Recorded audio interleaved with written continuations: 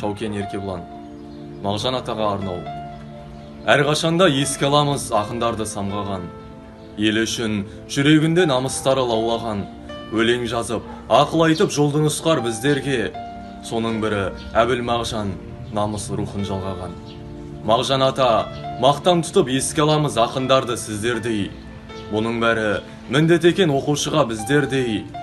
Қазақ елі әрқашанда құрметтеген ақынын, сондықтан да 100 жас ақын арамызда жүргендей. Сол ақындар әрқашанда биіктікке самғайды, қиындықпен кездессе де қанаттары талмайды. Сіздей ұлы тұлғалардың ақыл айтқан сөздерін мұра етіп, өткен шақтан болашаққа жалғайды.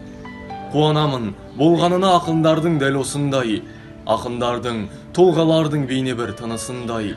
Өзгенің де өзінің де қуанышын жырлап айтары, бейне бір тұлғалардың болмысындай.